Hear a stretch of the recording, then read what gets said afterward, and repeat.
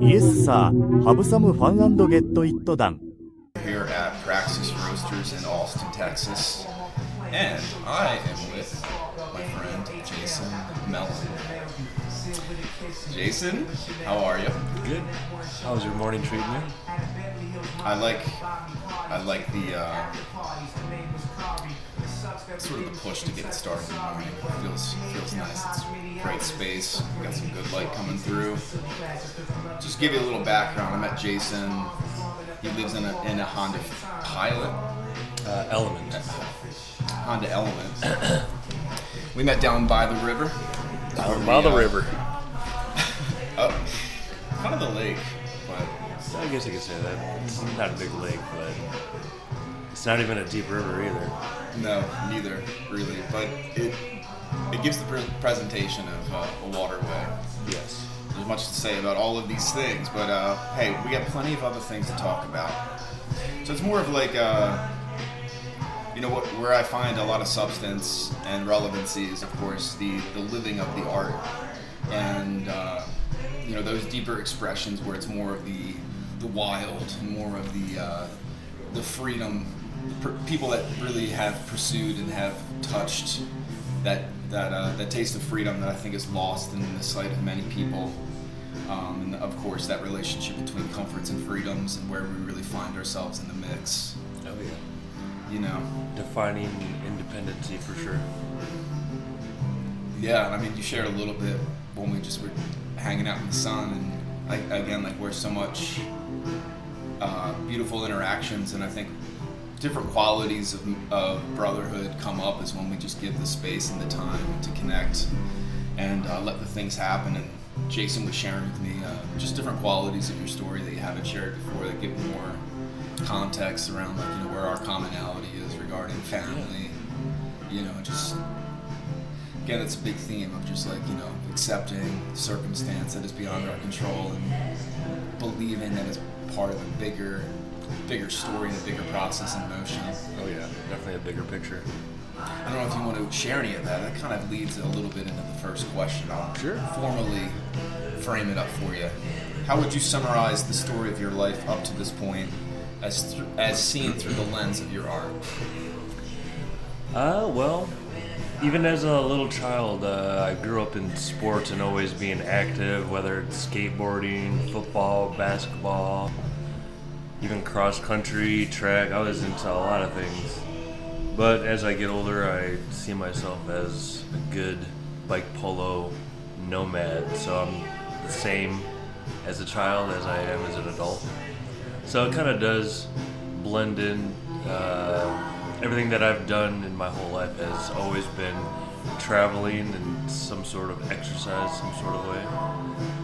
I do love the team efforts and the organization of things, so that's why I'm always into team sports. So that's why I gravitate to bike polo, very much so.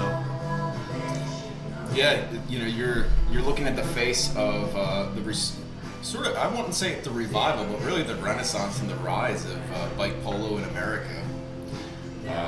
It's a very interesting culture, certainly. It's definitely gives a lot more space for adaptation and development because it's definitely not in the limelight. It certainly is in the minds of many people. Oh yeah. It's when you talk about bike polo, it's different than actually viewing and actually watching people play. Because I recruit a lot of people into bike polo all the time. You have to show them photos or videos or even days that you're doing newbie night, where we always play pickup. So if you invite those people to the court, that's usually most people are in. Our group has a whole bunch of loaner bikes, different mallets, different helmets, different gear for anybody new that's willing to try. So, where do you feel in this path that you're taking? Where do you find the most success in that recruiting? Amongst what group of people would you say are the most apt to adapt? Well, when I moved here in Austin, I met everybody on a bicycle, so almost everybody that I meet is usually in a bicycle event. We have triathlons here. We have about 3 tournaments a year in our tournament. Yeah, we have so many different types of awesome cycling culture here that it usually, that's the way I am. I like to be part of that new era, that new energy, teaching, giving people the new opportunities that they don't have. Especially a lot of people have a lot of talents, and it's a good way for them to explore their own superpowers through bike polo. It's crazy. Interesting. Yeah. And you're sort of spreading the territory down into San Antonio as well, right? Oh yeah, I play there every Sunday. Usually Sunday's my go-to days. We have a league down there for the winter, and they usually come up here every once in a while. We usually have about 5 or 6 people from San Antonio, and all the way up north in College Station, there's a huge club that comes down to Austin too. They're actually having a tournament here in about 2 weeks, so that's where I'm going to be heading. Can you share a little bit more about that tournament? Where's it going to be? Oh yeah, the tournament's going to be in Brazos Valley, which is College Station. It's like in downtown Bryan, but it's right next to the Texas A&M College. And I think there's about 14 teams of 3 people, and Fridays are pickups. Tuesday is seeding, where we grade what kind of player you are, and then we throw you into the mix. So then you have your you have like your own team on Tuesday. It's called a shuffle, ABC shuffle. So it's 3 versus 3 in a match, and the 3 players are called A, B, and C. So A is really skilled, B is medium, C is brand new players. So we have a shuffle that we shuffle all different types of names together, and to make it all the same competition. So we don't have like all players that are all good versus all players that are all brand new. So everyone gets to play, everyone gets to level up at the end of the tournament. And then usually on Sundays it's called double elimination. So if you lose twice, you're automatically out of the tournament. So, are you involved in this organizational process? not at that location. I'm never really in any fashion organizing any of these. I usually just take part of volunteering for whatever they need to be fit in. And it's usually in the recruiting part, referees and officials. Everyone has to be an official. Like if you just play the game and you lost, that the losing team has to referee that next game. So everybody gets to learn how to referee too. So it's in that sweet spot of like it sounds very communal, and it's just like, okay, we're just getting it together. Although it seems very organized. I'm surprised that it's as structured as it is. Well, not In a every good club. way. Not every club is like that. Some clubs just throw it together, wing it. Like, as long as everybody paid their registration, then Right. we'll just throw it together. They got to figure out their own food and stuff, Where other tournaments are like they have breakfast, lunch, and dinner, and they're all like making sure that you're not allergic to anything, and they have like a whole feast. Some people have like in California, there's this guy named T and Sarah. They have been doing tournaments for over a decade, and everybody loves going to their tournaments is because they serve the best food, they have the great people, and they always end at a brewery where he works at, and it's always like live music, and there's always some sort of fun venue going on at the location. So Because you travel and you're getting around, and Yeah. you've seen a lot of these different spaces. Would you say that there's a part of the nation where there's more of a cultural structure, like it's sort of like really enmeshed, and it's like more developed, and it's like more refined? Of course, there's more competition and more development in the style versus like real scruffy and just like barely getting by with the pain. So San Antonio's brand new, so they're all brand new players, but they're all playing, coming together. They all have loaner bikes now. They have extra mallets. They have a community of about like 30 people now that come and play 3 days a week. So it's pretty impressive for 30 people in San Antonio to just come together and figure it out together. 3 and days then, a week too. Right. It's not easy. I mean, that's a devotion. It is to a process. Well, they actually share a court with a hockey team, so it's actually a hockey court. It's a street hockey court, and so what we do is we play a couple hours, then they come and we wait for a couple hours while they play, and during like the hour, 2 hours they play, we usually like cook. We have like girls there. And just hang out for 2 hours and just watch them play.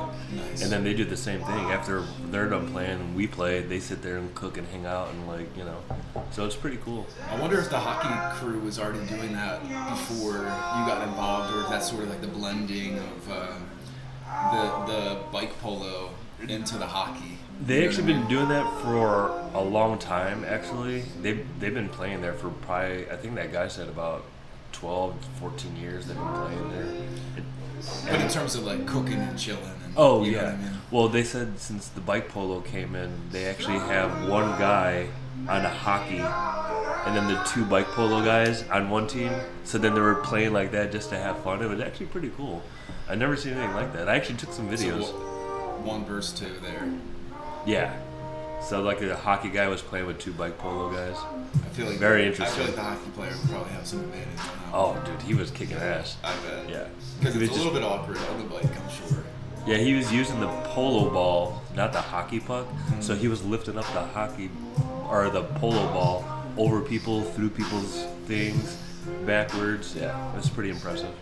Right on. Because I feel like a lot of even that natural blending of like, you know, the what's the term of like a bike messenger type of thing, and like it seems like just the natural place for like bike messengers and sort of like the rowdy bunch on the bikes in the cities to sort of like gravitate towards bike polo as like a cohesive, okay, like, you know, we're getting a little bit more into like I want to say productive, and I'm not saying anything is not productive, but it's more of like a camaraderie quality where, like, of course, like that, all of those It's different definitely- elements are part of it. It's not about competition being everything, but it's more like, okay, you know, just chilling, having a drink, and having some food, and like who wants Oh, to yeah. get in it, and Oh, yeah. otherwise, like, we're just gonna be sitting and chilling and talking.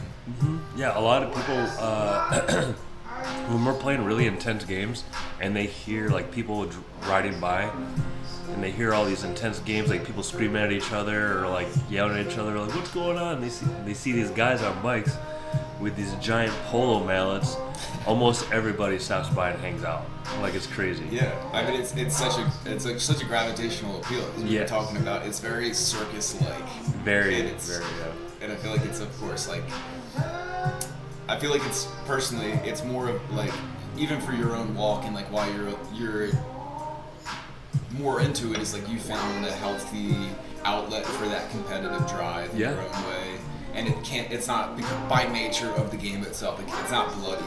I mean, of course, it probably gets intense and competition within people Oh, yeah. emerges, but otherwise, like, you have to be able to laugh at yourself to some degree, Right. while you're doing it. Yeah, it's pretty crazy. You actually get to check your own self because during intense matches, you can see people's egos over the pride, over things, and then a lot of people realize, like, okay, I'm sorry, I shouldn't have done that. Usually everyone's pretty safe in bike polo, mostly. But we do have those hotheads every once in a while, but I mean, almost everybody has to deal with it, especially when it gets to triple digits. Interesting, man. Yeah, Yeah. I could. And do you, because you've been seeing it, you've been around it, and of course, like, Oh, even yeah. the way that you've been living, you have probably a more, within psychology, you have more of a sense of, like, okay, like, we gotta just watch this, witness this person boil over, you know, it's. Yeah, just you take know, a break. You know, we have polo will always be there. You can always take a break and come back later. You know. Interesting, man. I mean, maybe this is a good point to just, you know, if people are really wanting to get into it, how could they find you, or how can they get involved in bike polo? We're at Metz Park, 2407 Canterbury, Austin, Texas. We have our own bike polo court there, and we play every Tuesday, Thursday, and Sunday at 6:00 p.m. Cool. Yeah. I'll have that. Once I figure out the formula and the rhythm with these interviews, I'm gonna have all the information, but that's good to know. And do you feel really tied then that this is like your art and like what your life is really pulling you towards? Yes, 100%. Especially this year, I have a lot of tournaments signed up for the next several months. I'll be going to Tulsa Bike Polo Camp in April. We got Brazos Valley up north, February 7th through the 9th. We have a New Orleans tournament on March 16th, and that's during South by Southwest here, so I don't know if I'll be here for that. We're gonna miss you. Well, I don't even know if I'll be here, to be honest. But anyway, that's neither here nor there. I mean, it's not that big of a deal. Yeah, I also pedicab, so it's good to pedicab during that time because there's a lot of people. But at the same time, it's I'll be in other places doing polo stuff. So, well, bringing it a little bit more into the personal realm, in all of these different conversations. Yeah. How long have you been? How long would you say that you've been sort of rooted into Austin? I've been in Austin since 2018, and I've been playing polo for about 6 years. So, yeah. Okay. Yeah, from Chicago. Yep. Yeah. Grew up in the north side of Chicago, then moved to the southwest suburbs as a teenager. Plainfield, Illinois. Interesting. That's where I went to high school. Well, how about maybe a good little shift into the second question here. Yeah. What has been, because it's always interesting. This is my third interview, and of course, just like how the container is filled based off of the person that I'm having the conversation with. You know what I mean? And of course, there's so many different directions that any of these questions can sort of be received and interpreted. That's just the nature of it. Right. What has been your relationship with drugs? Any mind-altering substances, illicit or socially acceptable or prescribed in the past into the present? I know that sort of seems like it's coming out of left field as a question. No. This because of what we've been talking about. I've been on medicine basically my whole life, from inhaler till I was 13 years old. I had brain surgery, so I had a lot of pain meds. I had seizures, so I had epilepsy. Were the seizures because of that car accident? Yeah, that's how I got my. You weren't having them. You weren't having seizures prior to that. No, I was actually healthy, super healthy. That's why I recovered, is because I was in football and basketball and cross country for a long time. Like even before the car accident, I think from like ages 5 to the car accident, I was always in some sort of organized sport. But yeah, I had a lot of drug use for that, and then in order for me to get off, it took me about, I don't know, probably like 3 years to get off all the medicines and stuff. What were the medications they were giving you? Would you say? I was taking Dilantin, which is a seizure medication. So my seizures were called grandma seizures. So if my body didn't eat enough or didn't get enough sleep, my body would automatically just fall asleep, like pass out, and then like I would shake maybe a little bit, but not crazy.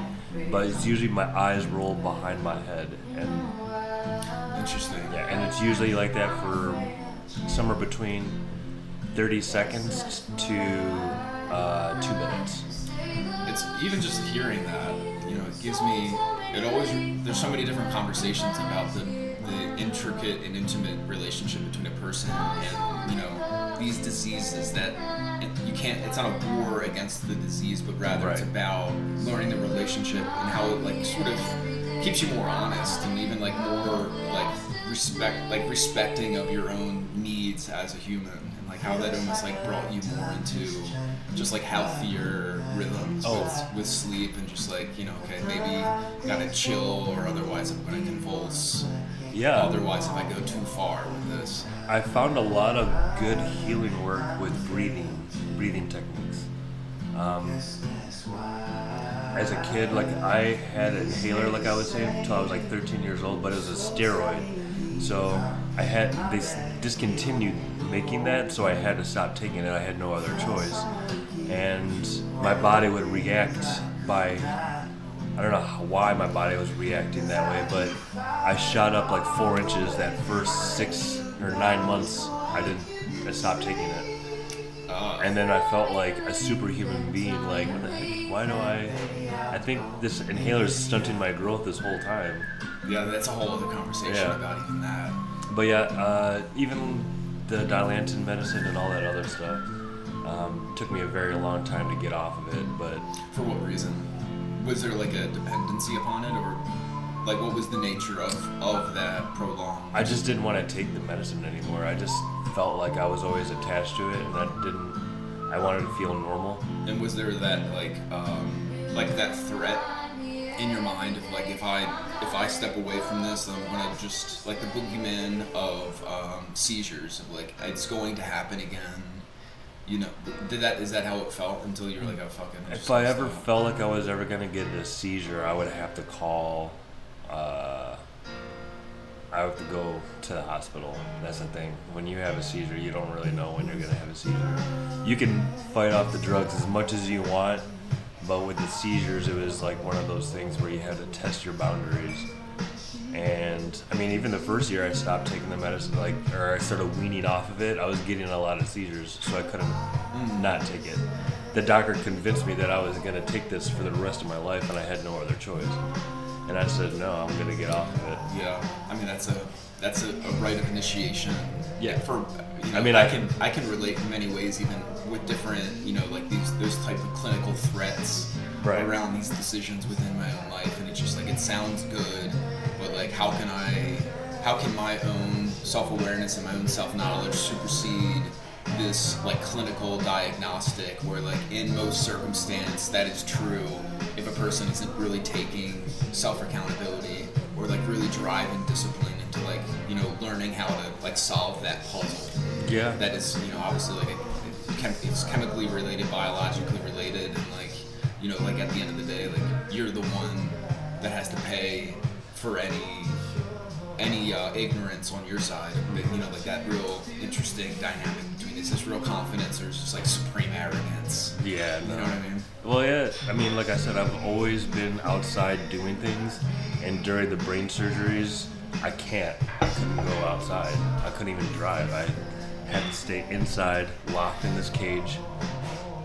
Like, I know there's a lot of things to do inside the house. You can read books, play video games, you can draw, you can paint, you can whatever, you know. But you get the itch, especially, I mean, even leading it. Maybe you want to share a little bit of that story, because that's a pretty cool story, and obviously it gives more light on, like, you know, your own sort of, that part of you that's always wanting, you know, driving for the challenge, and sort of like, you know, that interesting relationship with adrenaline. Right. Also, I'm an extrovert by nature, so I have to have human interaction. I gotta have, like, I gotta see face to face.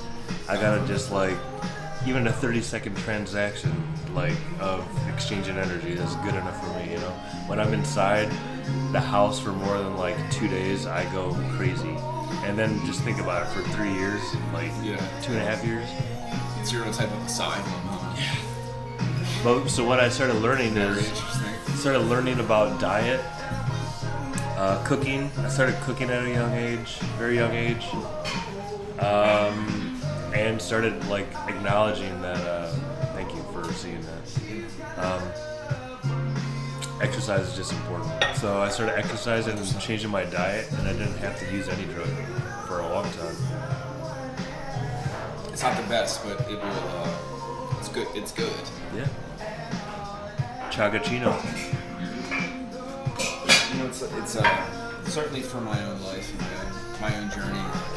A lot of where I come from is sort of the worshiping of exercise, and how much, again, like if we're really trying to find independence and sovereignty as Americans and as men in 2026, you know, and extending beyond. It's just like, how do we really see the need?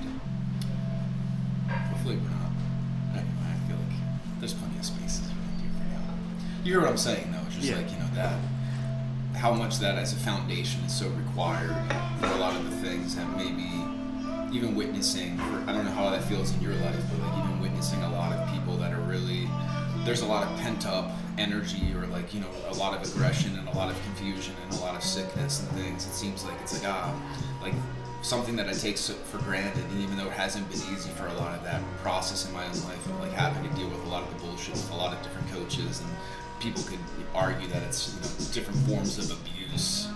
You know, I see, yeah. But like at the end of the day, like it's really ingrained this discipline quality that, like, you know, it can't ever be taken away because it's been so instilled. Yeah. Anyway, and like of course it ties into nutrition, and so like all of these different things like has certainly contributed to you being an anomaly within the medical world regarding like the severity of those seizures and what was potentially the outcome of the 3 brain surgeries during that time. Yep. From 2005 to 2009, those 4 years I had 3 brain surgeries. But from car accidents that happened in 2005 to skull replacement in 2007, and then another piece replaced on 2009. What do they replace it with? Well, my second brain surgery, they pieced because I cracked my skull in 7 different places right here, and they pieced it back together with plates and screws, and they put it back in, and it didn't work out during the 2 years that they tried. So we looked for another neurosurgeon and another second opinion, and we found another neurosurgeon that will take it out and put in a whole titanium piece here. And what they did is it was I think it was about 8 hours.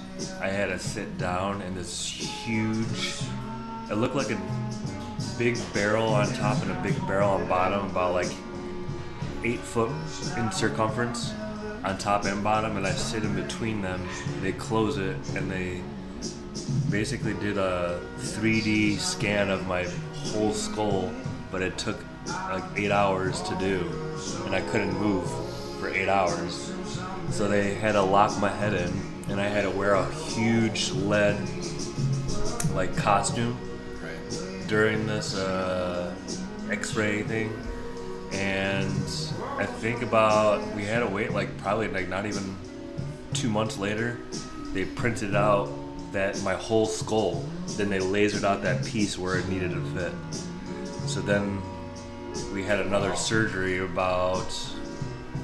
was about 8 or 9 hours or something like that. They had to reopen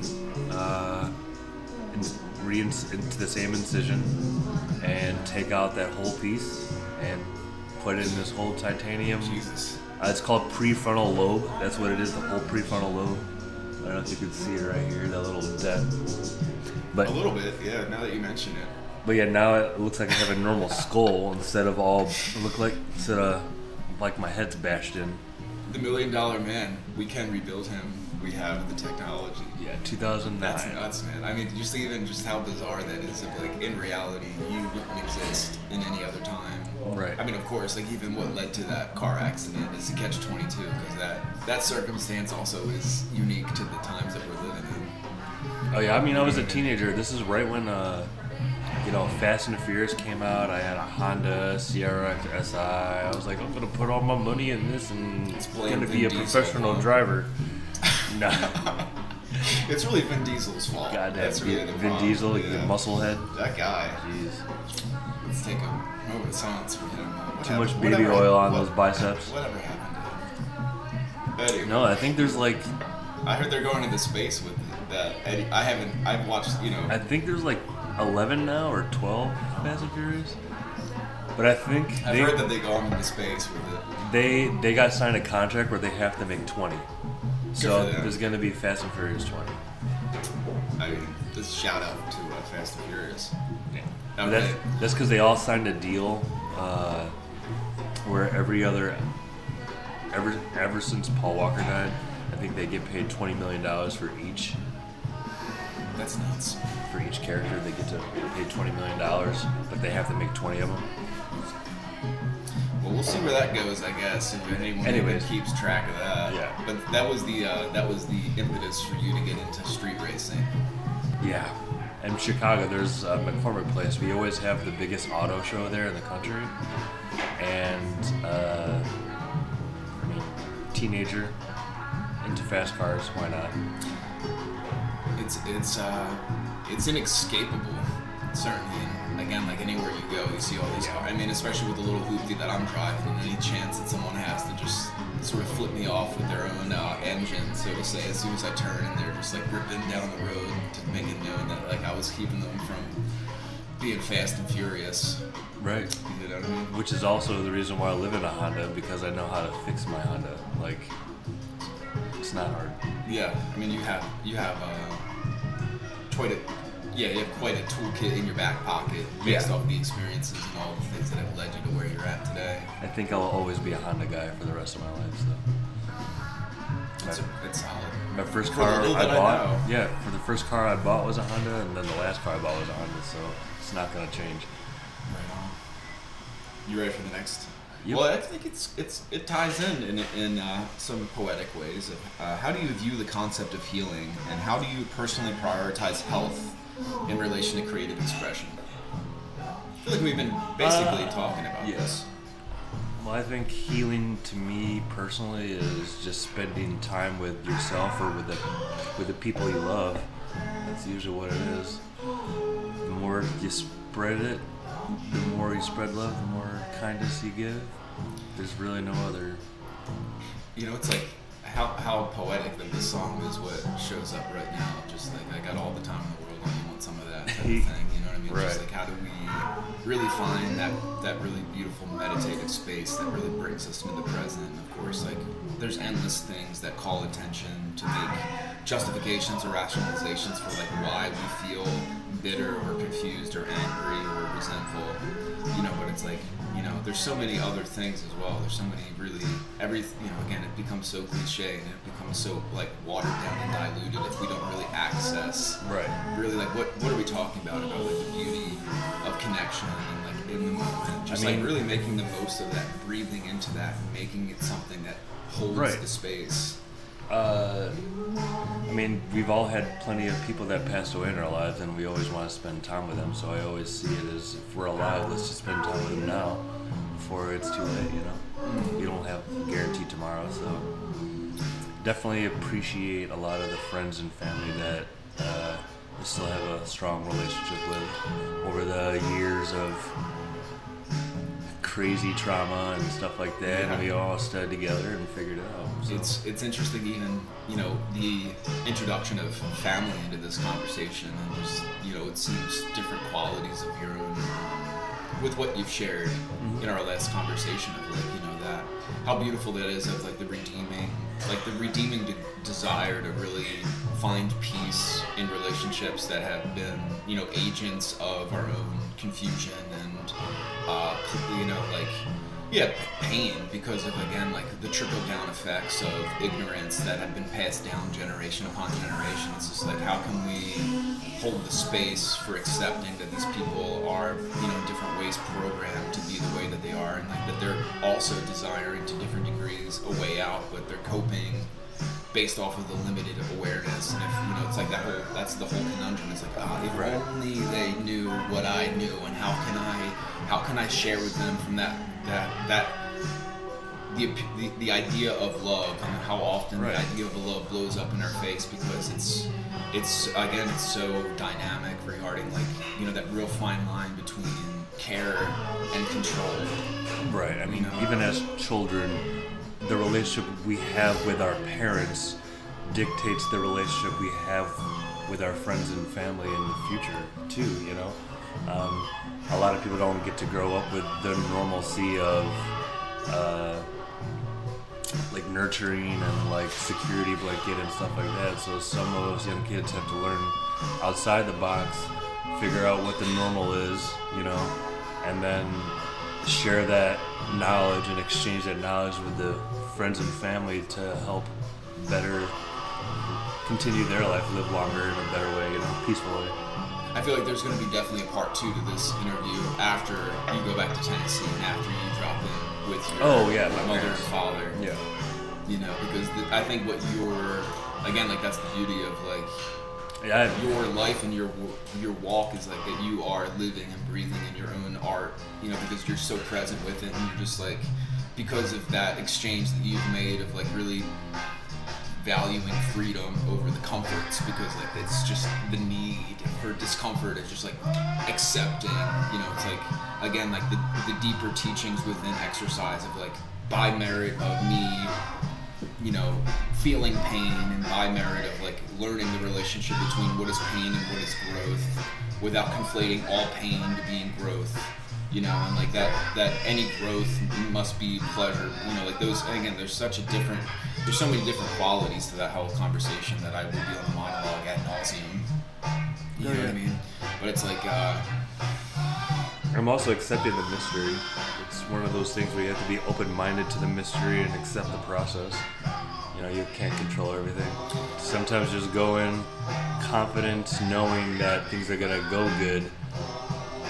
And whether it turns out good or not. How much of it, like we could end the interview right now and be like, that's the message, and that's what you need to chew on, because like it's just like there's so much substance there in anyone's life of like the real trusting, and like that you've gone through enough, and like you've had so many different qualities of near-death or direct death experiences where it's just like, it's so, my ideas of what my life is and the design I'm a part of it, it's definitely out of my hands. Right. And like there's so much power in like wanting to direct the will towards an outcome.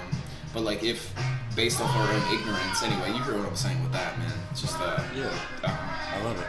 That's the challenge of good groups. The music can take us away. Yeah. This is a good song. Yeah. Well, hey, it's a pleasure. You're ready for the next one.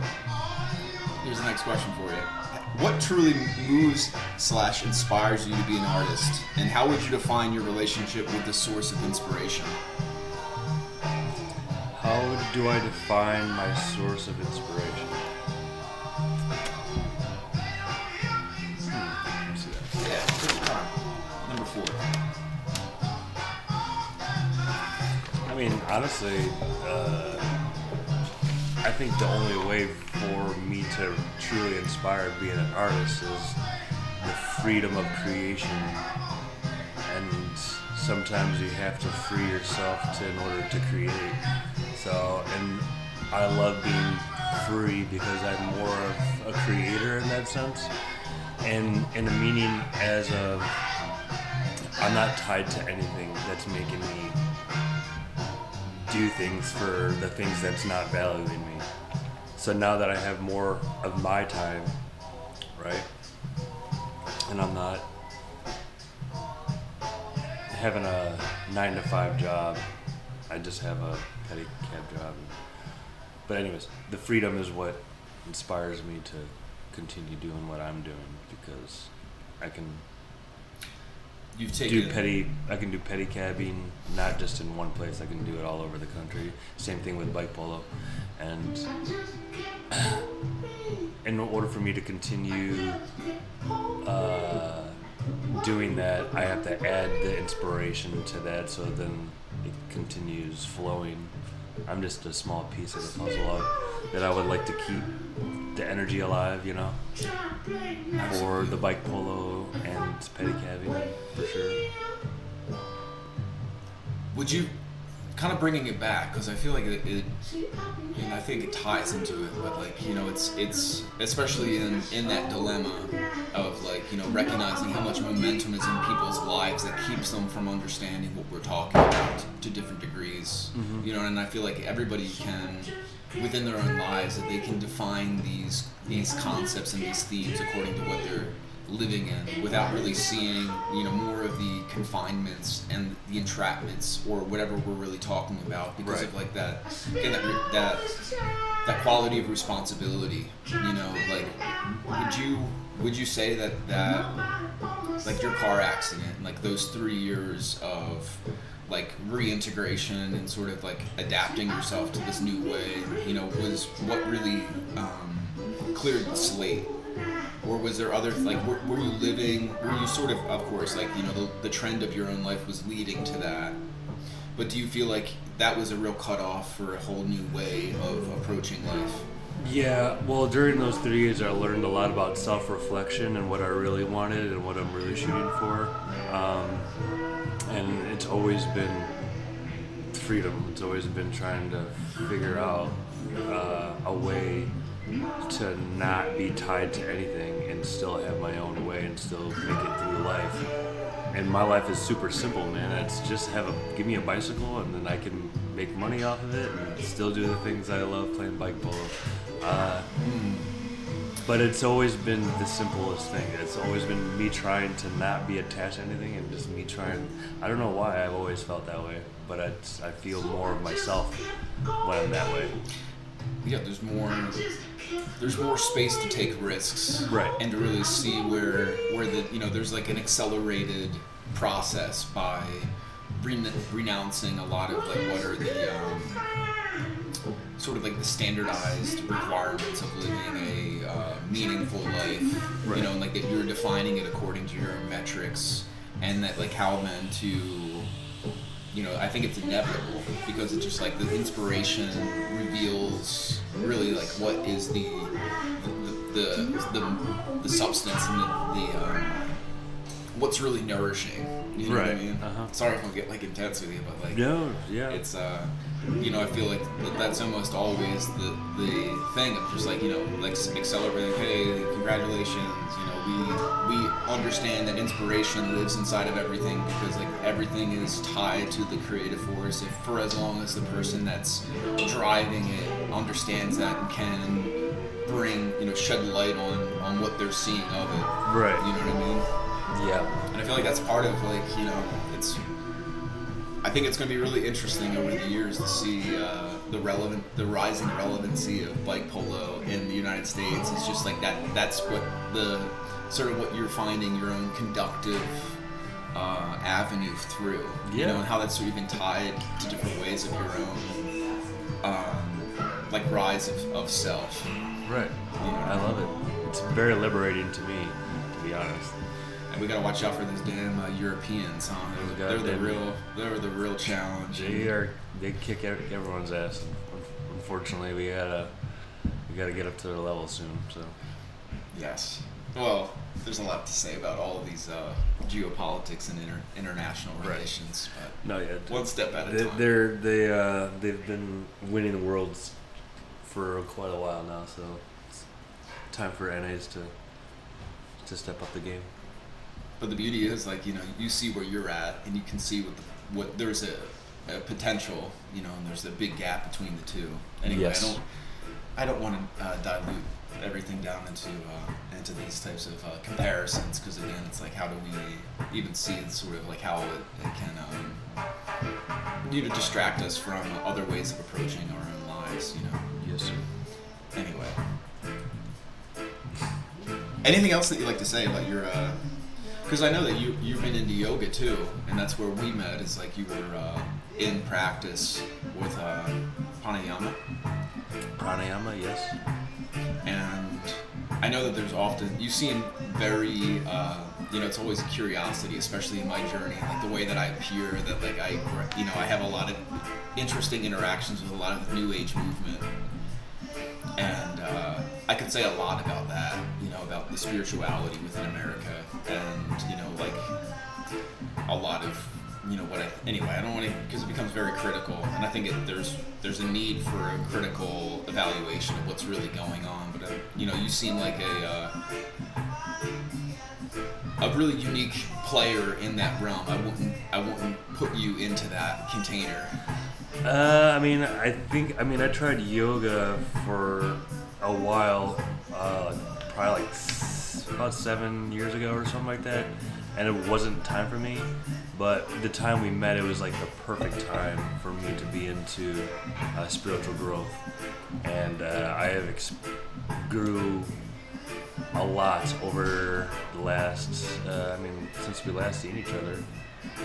Since I've been Bikram, I think I'm about 17, 18 months now. So it's pretty.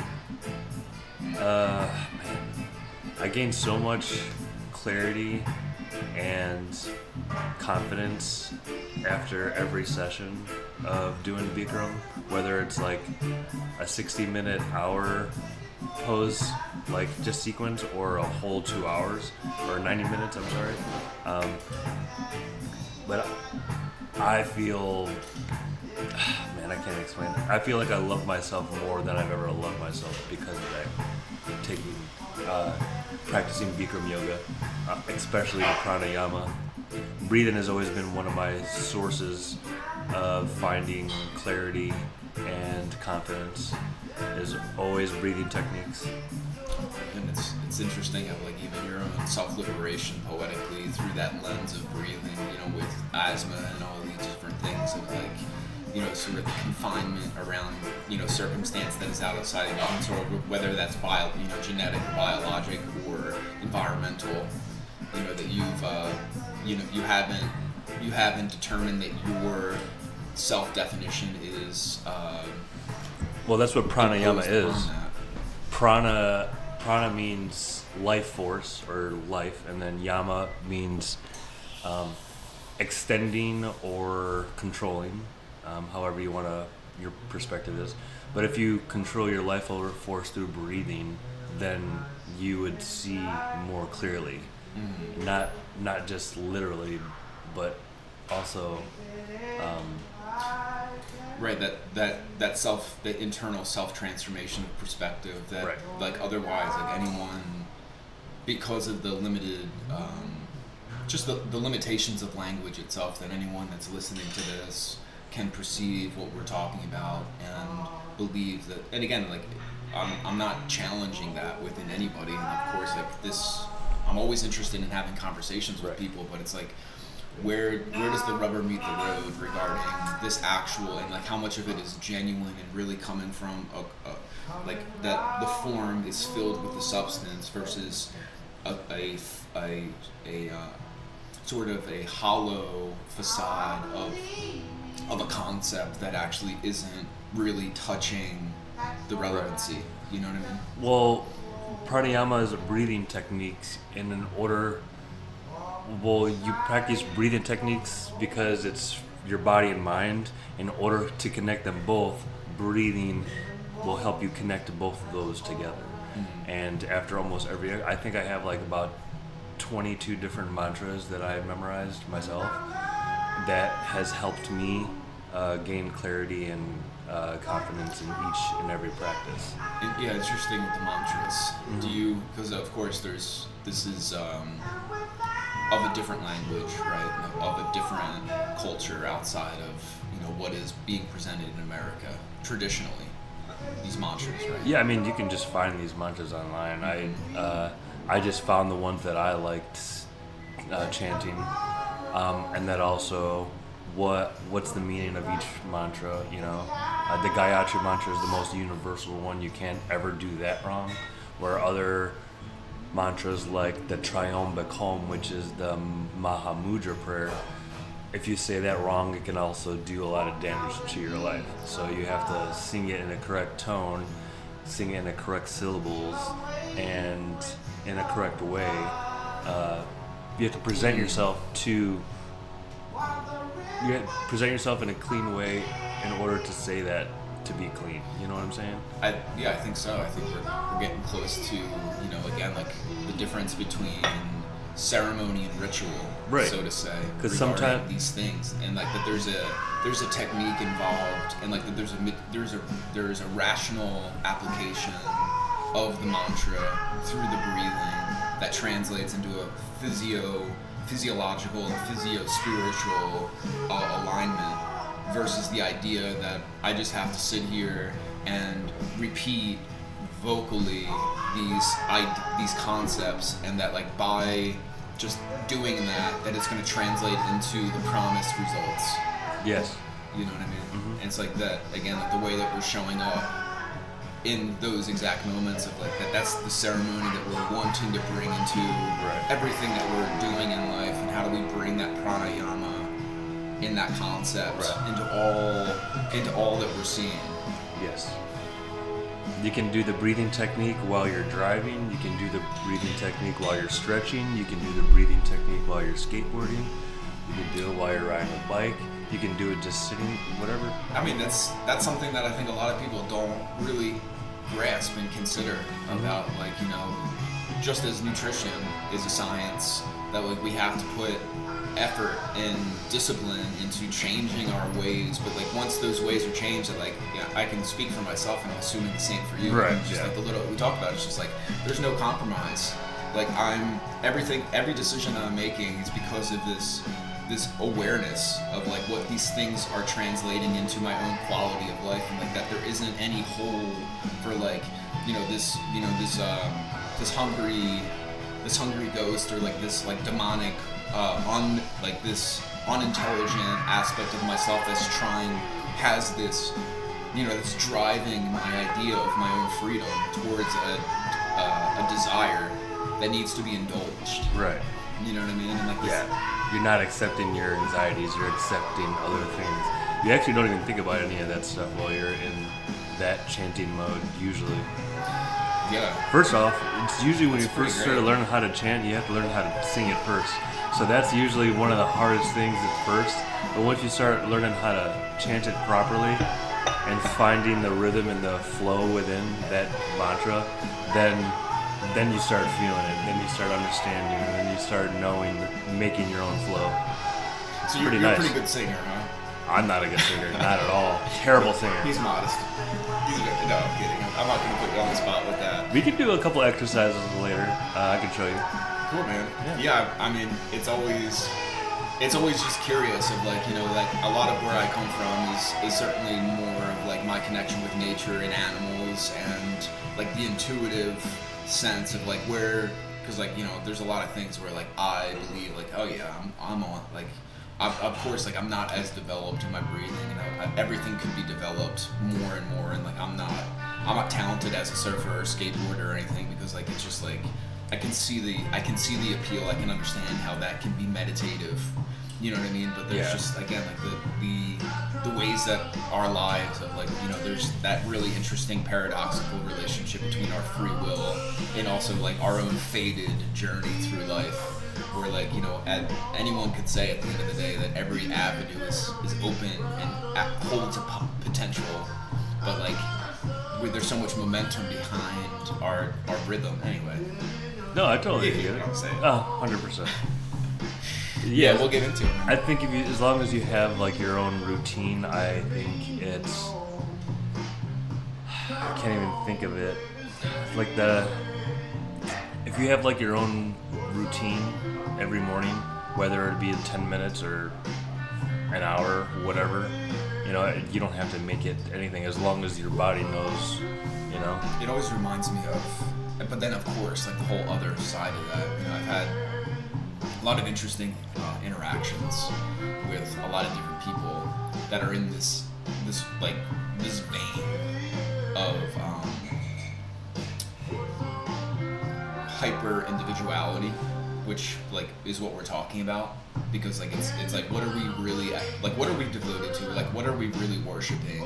And of course, like, you know, I think the beauty of it doesn't sound like you've sort of replaced religion, and that you're like fixated within mythology around, you know, like the teachings of pranayama that are like within a cultural relevance. You know, you hear what I'm saying? Of like, Right. You know, the different deities and different, So you know, the history of that. the way I do it is I try to find what the creator is and why I have a part of it.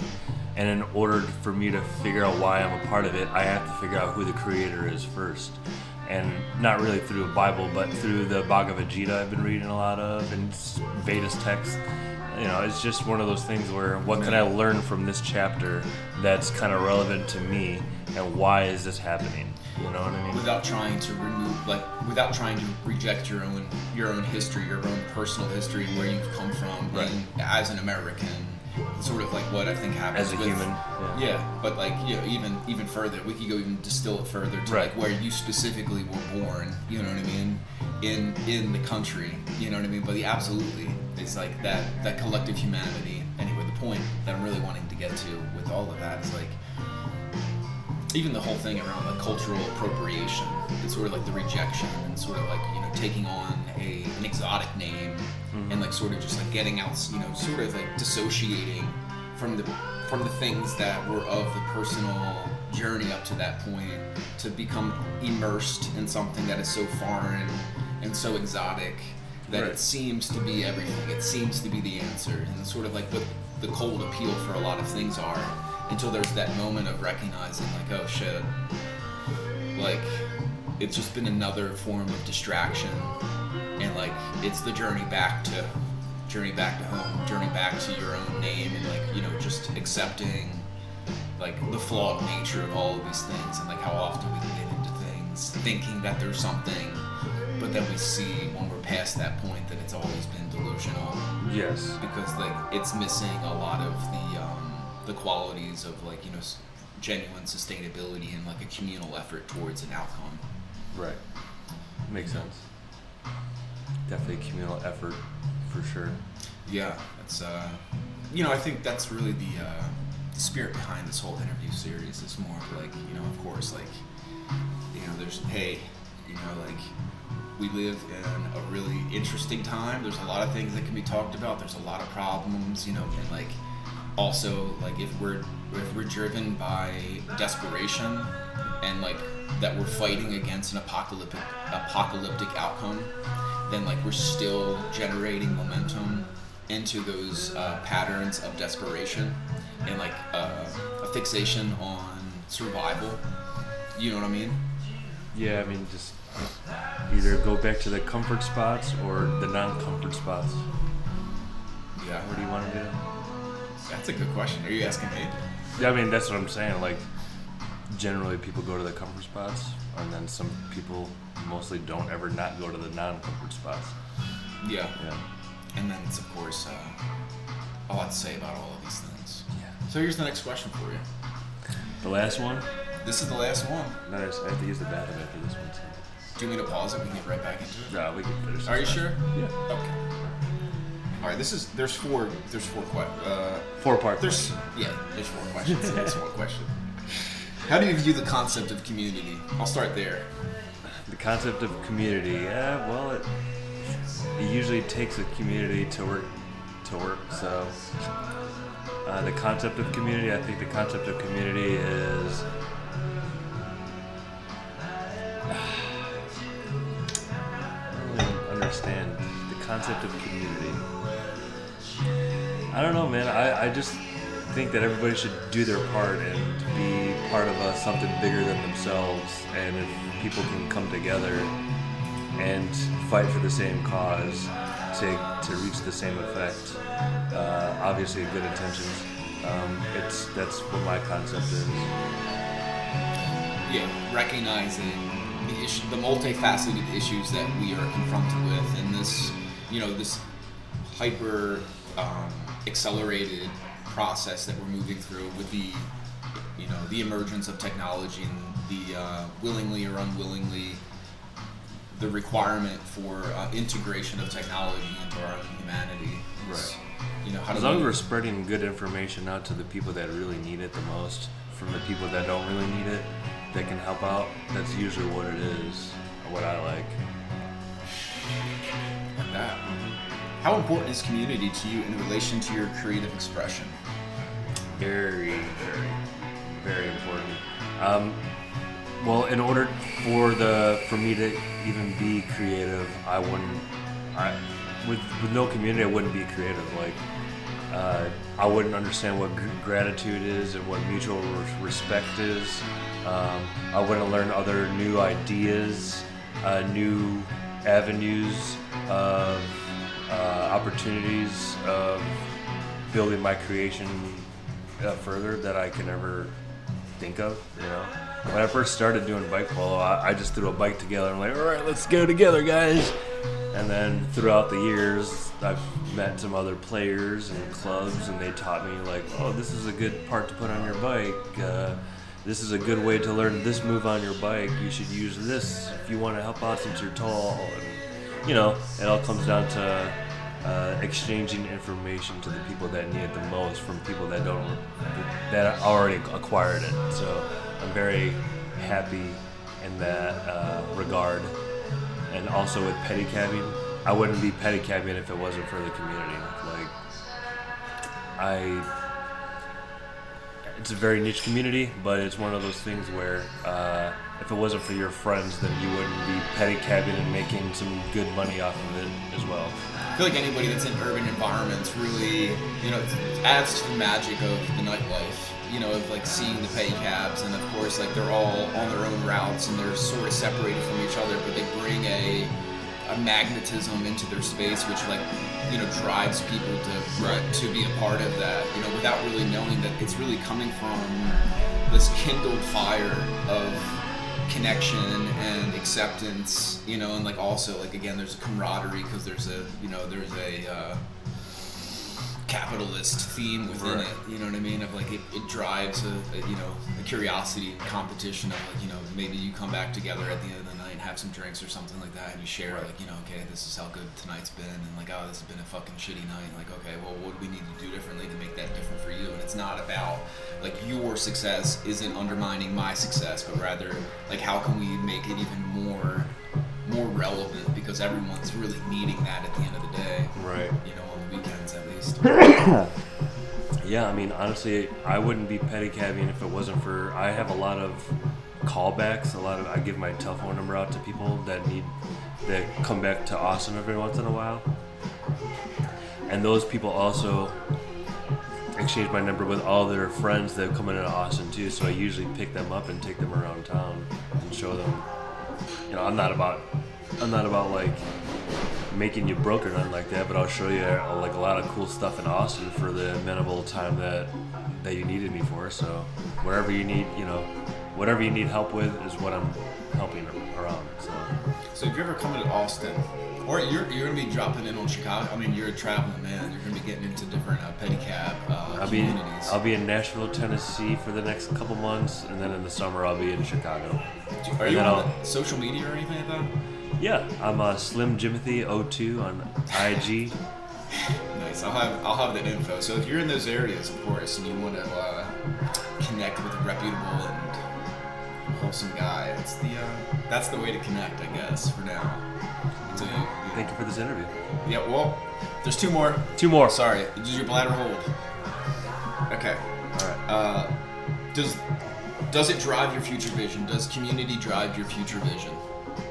Yes, because my overall goal is to have my own polo court one day and have the community come together in this court where we can all express our own creative differences and collaborate together on bike polo.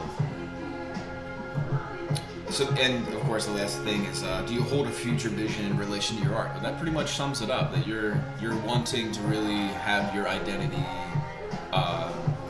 Bike polo. In a cornerstone of the bike polo. Yeah, and then basically teach kids. Like we have about in San Antonio, we probably got about half a dozen teenagers that just started playing polo, and they just started getting their bikes. So I would like to do the same thing in Tennessee and Chicago. Is pretty cool. Yeah, in your wandering nature, you're the perfect catalyst for sort of emerging in the bike polo community elsewhere. Yes, sir. You know what I mean? Oh, well, anyway. Hey, it's been fun. It's been good sitting with you. This has been Jason Mellon in the interview series. Thank you, Pleasure.